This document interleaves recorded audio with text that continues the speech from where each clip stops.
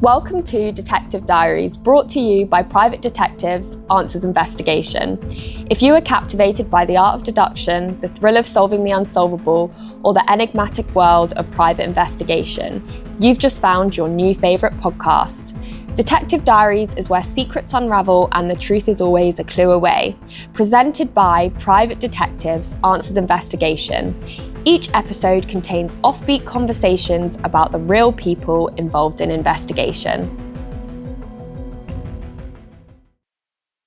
Yep. In today's episode, our very own fingerprinting and forensics expert, Torva Coatman, will be joining us on a journey exploring a dissertation into how gender influences public forgiveness towards release ex-offenders. Now, Torva's completed her master's degree in criminal psychology, alongside the balancing act of working as a private investigator and forensic technician, something I think gives her a really unique insight into perspectives on crime, rehabilitation, and public perception.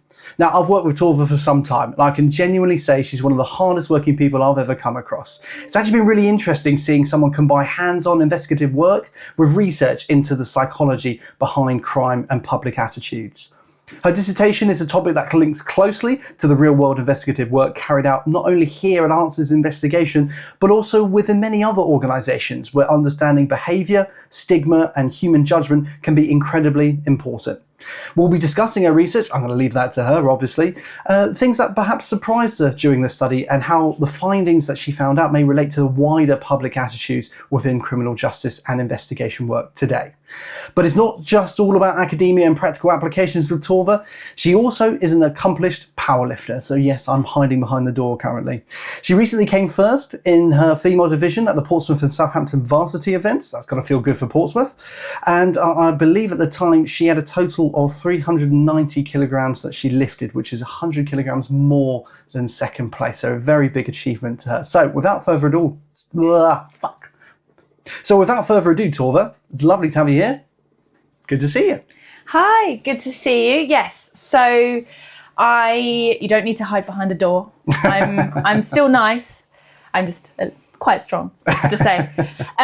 So my dissertation was essentially titled Public Perceptions and Gendered Attitudes Towards Forgiving Released Ex-Offenders. So quite literally what you've put. I wanted to find out sort of how much forgiveness and the public's forgiveness specifically impacted rehabilitation, reoffending rates, and offenders in general once they were released from prison. And I thought that there wasn't much studying or scientific research surrounding the area. And it was all based on what the police were doing, probation officers, and how wrong they were doing. It was all down to them and how the prison life treated them. But essentially, in reality, public forgiveness and how the public treat the offenders impacts them so massively and more than we realise. You know, it impacts employment opportunities, housing, social acceptance. There's so many different varieties and themes that it kind of links to. It's almost like a domino effect. Right. As soon as someone is not accepting of someone, they go down that downward spiral and it all leads back to reoffending. Right. And I wanted to put that into a statistical perspective for people to actually see and realise how much forgiving people matters. Which is really interesting you say that, because one of the first things I picked up on here was actually how this is a primary bit of research, right? You know, you've gone out and done this. It's not a secondary study where you go and analyse other theories and studies, of course. You went and got this research yourself. So you clearly were passionate for it. How did you get to this topic? I think, so when I did my master's, I'm normally a very hands-on person. I mean, you can refer back to a previous podcast episode that we did where I actually spoke about my undergraduate dissertation. Yes. And that was all sort of handling dead rats and decomposition. So I'm a very hands-on person. With psychology, it's kind of difficult to do that. I can't exactly physically pick someone's brain. That's a little bit morally wrong. And I don't think my uni would be very impressed. So I had to try and find a way of being practical but it being socially acceptable. But it was really hard, actually, because there is only so much you can study. And I didn't want to sit there and read through literature reviews. I wanted to get my hands dirty and find out some true information from people and from the public that they wouldn't necessarily think about. It's very true, because it applies to a lot of our work as well. The practical essence of going out and fact finding. Sometimes you get lost in the theory in the textbooks. So that's actually really lovely that you wanted to explore. I mean, why do you think then forgiveness is such an overlooked area within criminology and criminal psychology? I think personally, this kind of matches a lot with the results that I found. But a lot of people didn't realise, because they didn't know the person, they don't believe that their forgiveness, like one person, is going to change their whole future. Right. You know, like similarly to politics even. Like when you're voting for your local council or your local party, most people, a lot of people that I speak to, even me personally, I don't believe that my one vote is going to change anything. It's not going to be the decider between Green Party and Reform. A lot of people feel that same way about forgiveness, so it's overlooked because they don't realise the impact that one person forgiving an ex-offender and how they treat them can change their life. I suppose at the same time as well, it's the whole perception of, why should I forgive? I'm sure, we've got plenty of time to talk about it, and that's going to be a big one, but that can be difficult from both sides of the coin as well. So how did the findings come out? Give us your executive summary, if you will. How did you, what results did you come to at the end of this? So essentially, I wanted to do a questionnaire initially, which is what I did, sort of anonymously, to get people's answers in there. I wanted to find out sort of the reasons as to who forgave who, depending on sort of their gender bias and whether that came into effect. And then I also then forwarded it on to interviews to find out the why.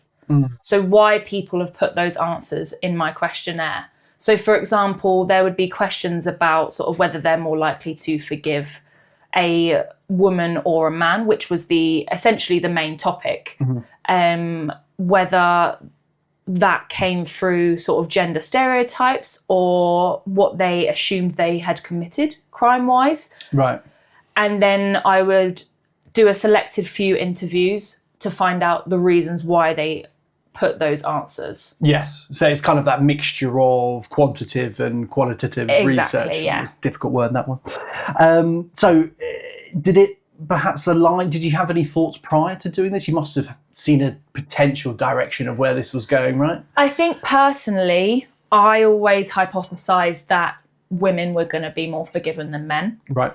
Whether that was down to gender stereotypes such as them being more nurturing, or whether it was down to sexuality, so them being more attractive, so men more likely to forgive women because they're attractive, or even essentially going back to the stereotypes, how women are sort of assumed not to be violent. Right. Especially sort of the ratio compared to women forgiving women and then men forgiving women. It was almost like, as a woman myself, I even admitted I'm more likely to forgive a woman than a man. Sure. Because of sexism, gender stereotypes. But I wanted people to subconsciously admit to that and see how true that really is, or whether it was just my personal opinion.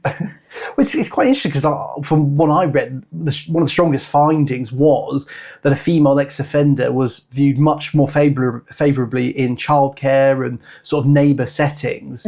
Why do you think that is, that sort of women get trusted more in these roles? Is it this long-standing stereotypes? Is there something else involved here? When I did the interviews, that was sort of the answer I was getting. A lot of the answers I was getting from the females was more, they are seen as nurturing. Even the males I interviewed said they see women as more nurturing. If I had to choose between a woman and a man who were both ex-offenders to look after my children, of course I'm going to pick a woman. Whether that was based on the crime they committed or not, purely gender only, that is what they said. Do you think a real case of gender stereotypes here, or is this kind of what we're led to believe? I suppose it's two sides of the same coin, really, isn't it? I think with that question in particular, it's kind of a mix of both, because I would say, yes, obviously gender stereotypes women to be more nurturing and more loving and more taken care of. However, there is some sort of biological science to it as well. You know, women have that nurturing hormones in their brain. I mean, I'm not too researched into that area. Sure. But I do know that that has been sort of scientifically proven that that is the case. So I think it is a mix of both gender stereotypes and genuine knowledge and research for that specific question. But it goes alongside every other point that I made throughout the study. You know, there was so many theories that I explored throughout that kind of matched up with what I was researching and my results. Mm-hmm. So, for example, how sort of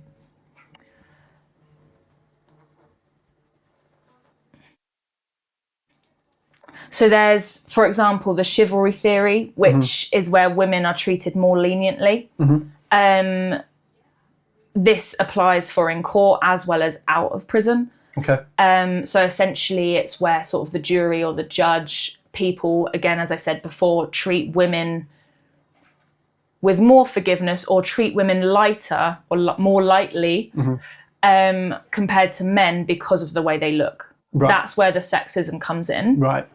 And then the nurturing and less dangerous comes in with the gender stereotypes.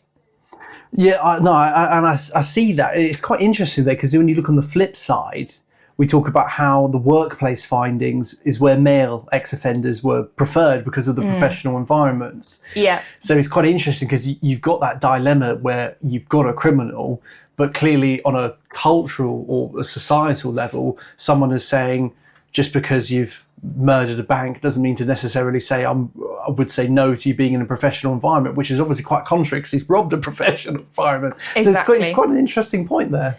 Yeah, I think, again, it's all going back to sort of the sexism and the gender stereotypes, because men were preferred in the workplace purely because they were seen as more competent and resilient compared to women. Why this happens, again, going back to women are nurturing, mothering, caring, right? Men are capable and strong. If they had to choose between a man and a woman to work in their place of work, they would choose a male over a female because they have that professionalism. Whereas taking care of someone else's children is a whole different story, and you would choose a woman over a man because they've been gendered and stereotyped as violent and aggressive. I mean, you can link that back to, you know, the fear in the media as well. Even media nowadays, and social media especially, it portrays men as violent and associated with danger. If I had to pick, not knowing what crime they committed, I would assume the man did the more violent crime compared to a woman. Right. I would be very surprised if I had a next door neighbour who was a woman who had murdered loads of people. Whereas if I had a male ex-offender living next door to me, I would associate that more. And that's just the way that the public have portrayed the two different sexes in regards to crime, and how my generation has grown up with that. It is this particularly interesting angle, actually. I would say stereotypes are still stereotypes at the end of the day. Yeah. You know, but the positive stereotypes of being safer and more nurturing, it's still a stereotype, right? And how we've got to this point where perhaps it's even restrictive to a nature. How do I move myself away from being viewed as this nurturing person and perhaps more into a professional person? That's a difficult aspect. And as you say, media, they're making things worse, right? Yeah. Enhancing those stereotypes before we even sort of get going. I think what was quite interesting as well was the definition of forgiveness, right? It's a very subjective thing. It's going to be different to people. How did you find that going through being the researcher, being told these different definitions of forgiveness? How did that fit with you? I honestly think that was the hardest part because there were so many different definitions. And, that was the theory part and the research, the main part of the research of my dissertation that wasn't the hands-on. Right. Because I had to read so many different definitions and theories by other researchers and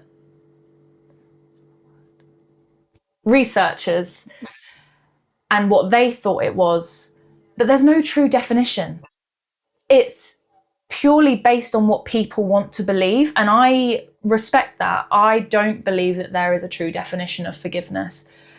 I think if you were to pinpoint a definition of forgiveness, then it would be hard to act upon it because there's so many different liabilities that can affect it. It's not just to forgive or not to forgive. There's so many different factors that affect it and how that affects our mentality and how we see people and how we judge people. There is just no true definition. I think it would cause chaos if there was.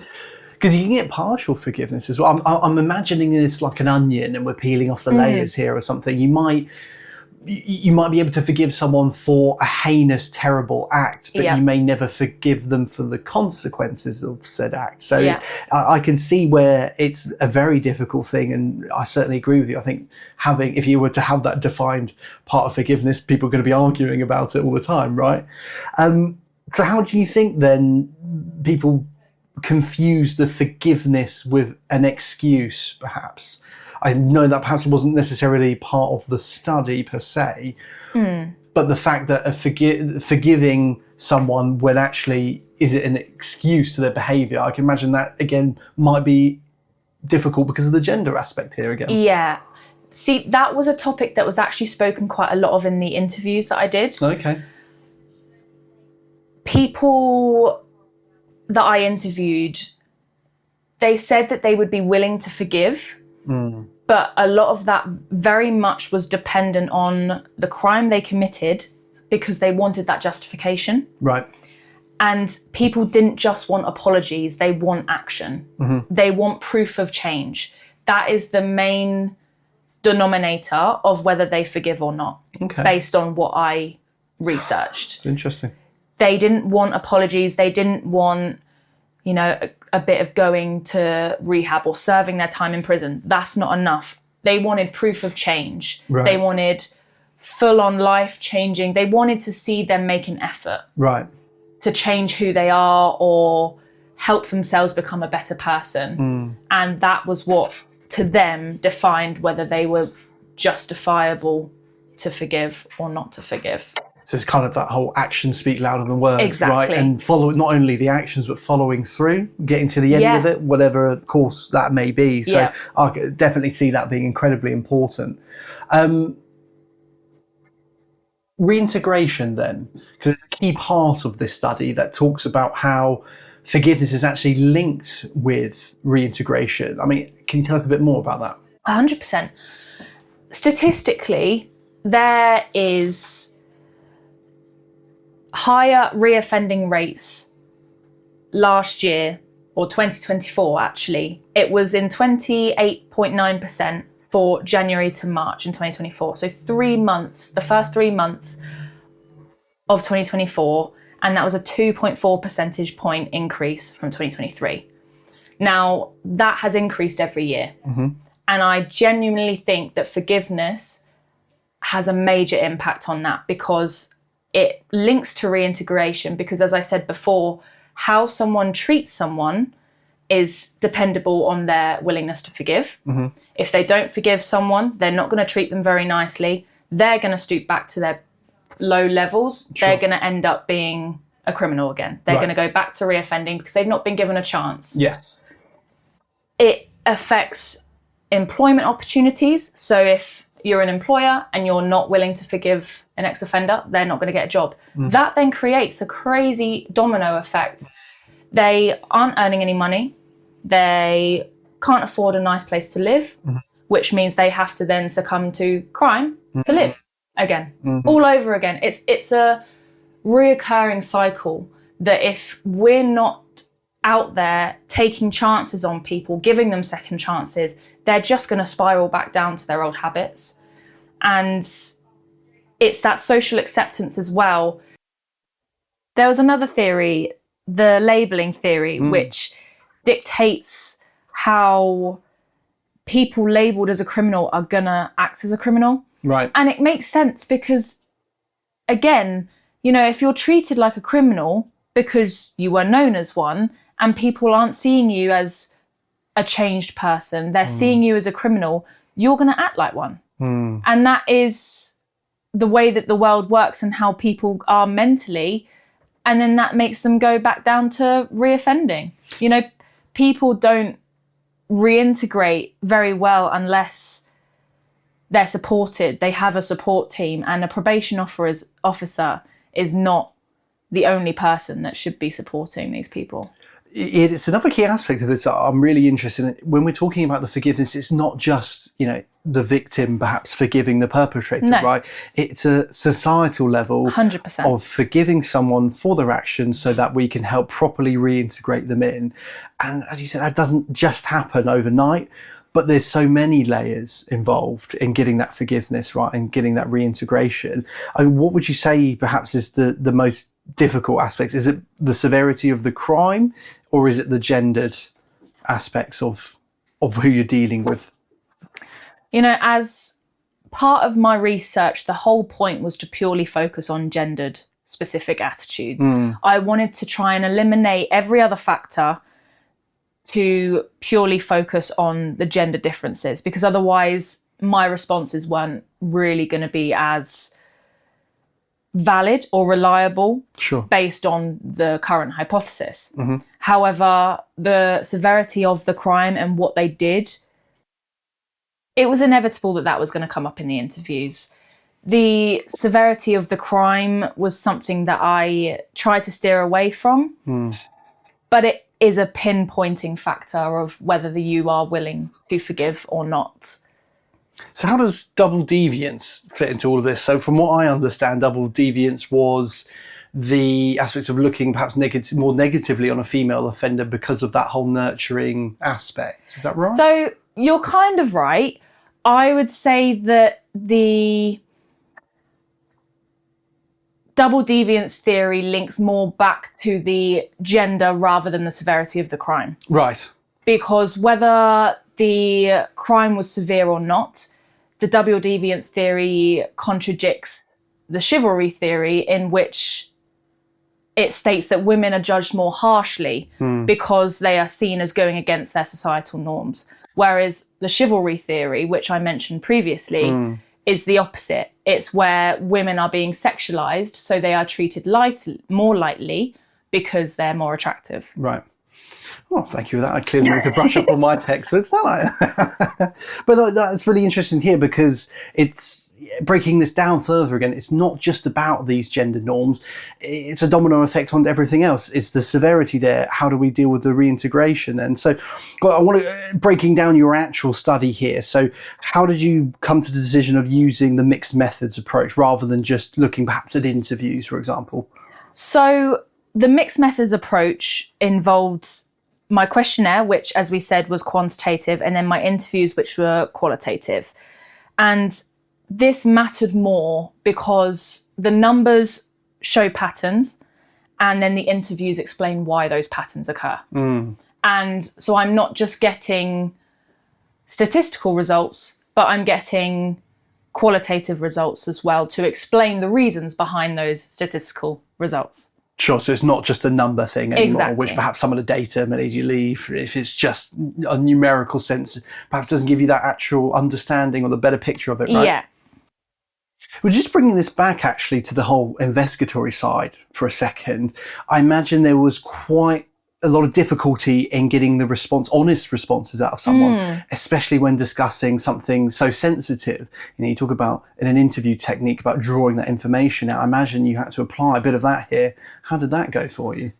Oh, definitely, 100%. I mean, with something so sensitive, talking about different types of crime and people committing crimes, there was a lot of ethical procedures that I had to put in place before I even started doing the questionnaire and the actual research.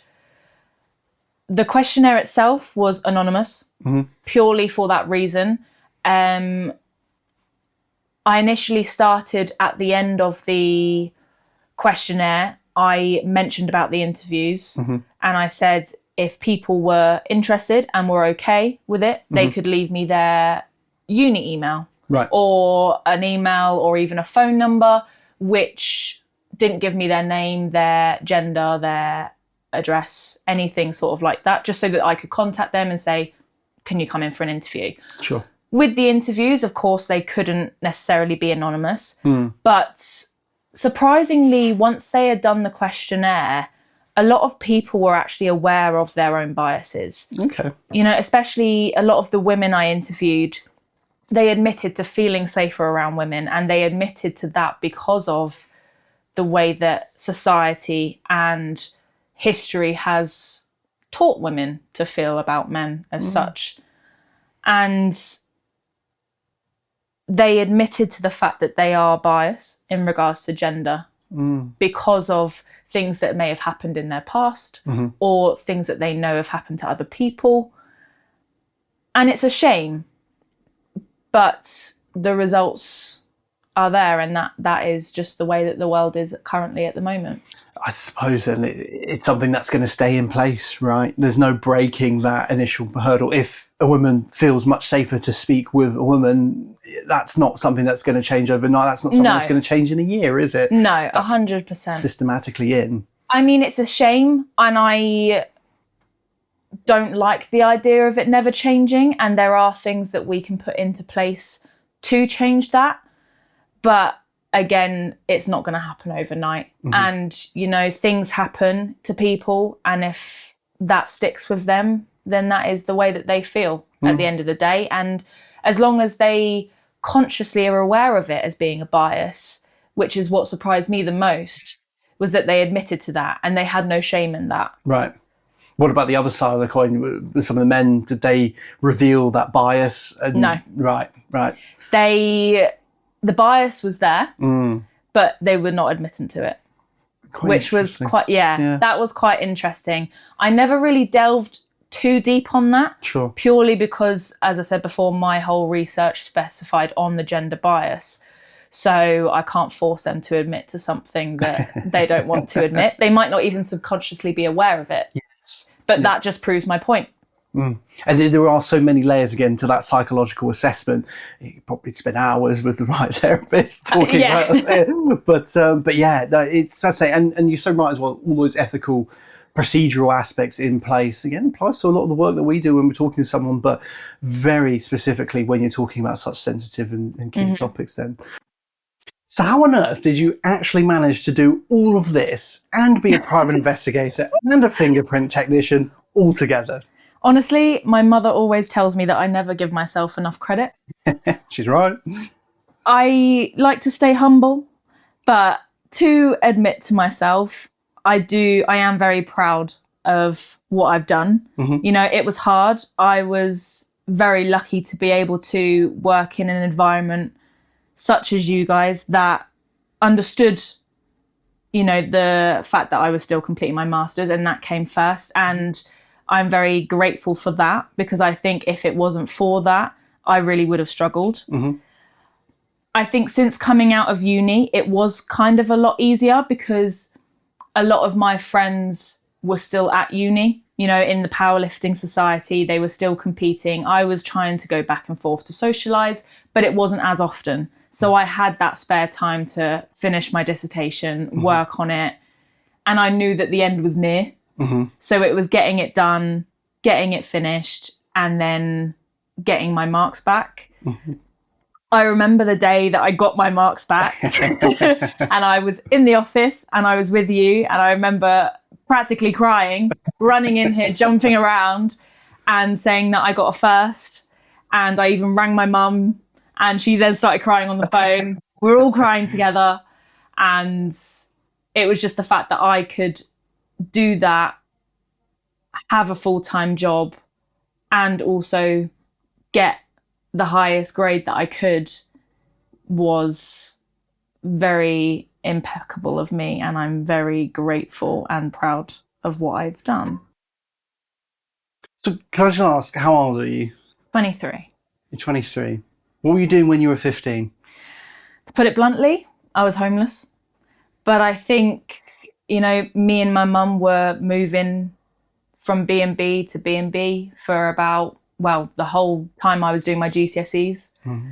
And I think from having that childhood to being where I am now, that is why I'm so proud, and probably why my mother is also very proud of me too. So, a couple of takeaways from your studies. I would say the main takeaway is that if we want to reduce reoffending, we need to challenge the biases shaping who gets a second chance. There shouldn't be gender bias. There is, and that is just the way the world works. But if we can educate and teach people how much forgiveness affects other people's lives, we may just be able to switch that up slightly. Ultimately, forgiveness isn't just about the offender. It reflects who we are as a society. As always, Torva, it's been joyous talking with you about your studies and about you, actually, a fascinating insight. And if you're interested in this topic, go to our website, www.private-detectives.co.uk. You'll find Torva's profile page on there. The dissertation has been published in full. Go and read it. It's a staggering deep dive. Link is in the show notes.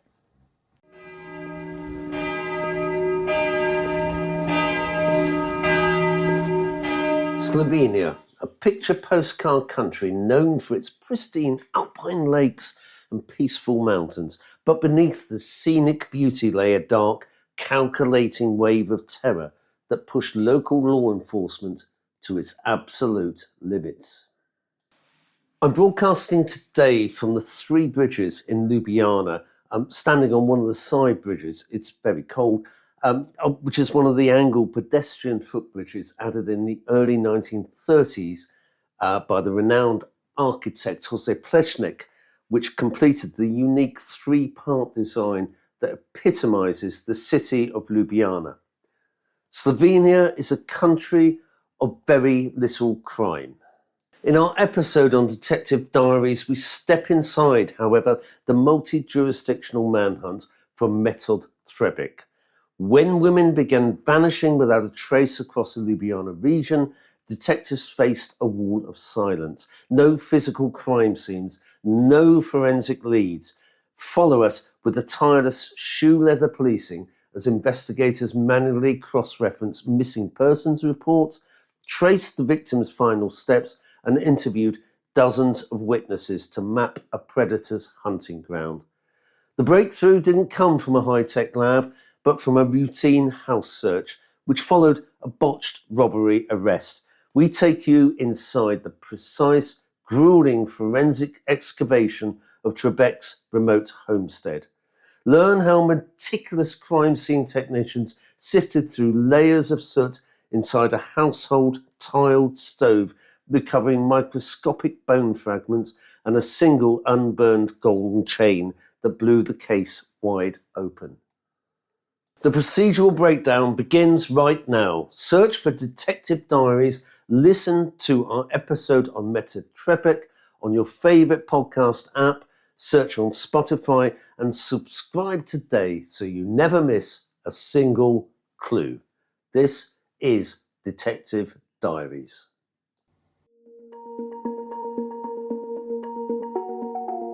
Get involved.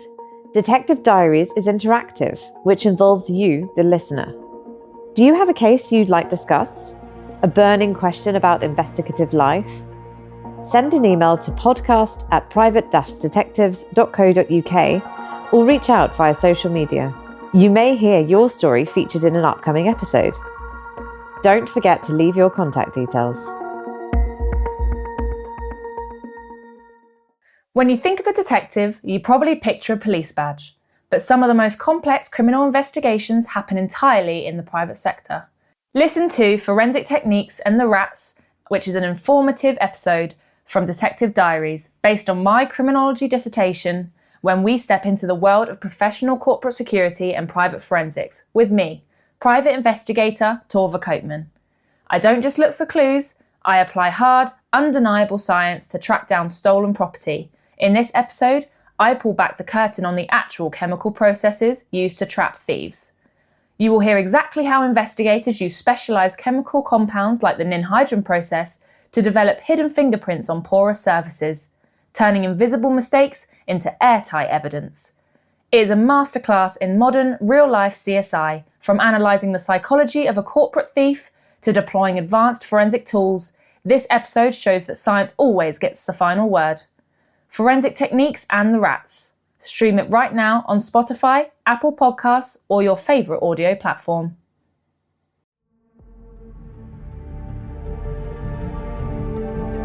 We hope you enjoyed today's podcast, brought to you by Answers Investigation and UK Fingerprint. If you've enjoyed our conversation and want to learn more about the fascinating world of investigations, be sure to check out Private Detectives Answers Investigation. Their experienced team offers a wide range of discreet and professional services, helping you find the answers you need with integrity and expertise. If you're interested in fingerprint analysis or require specialist fingerprint services, don't miss UK Fingerprint. As one of the leading fingerprint companies in the UK, they provide everything from identification to background checks, working with individuals, businesses, financial institutions, and gambling companies. To find out more, visit www.private-detectives.co.uk, that's a minus sign, and www.ukfingerprint.co.uk. These are your go-to resources for investigative solutions and fingerprint expertise. You can call their office on 020 7158 0332. Thanks once again for tuning in. Until next time, stay curious and keep seeking the truth.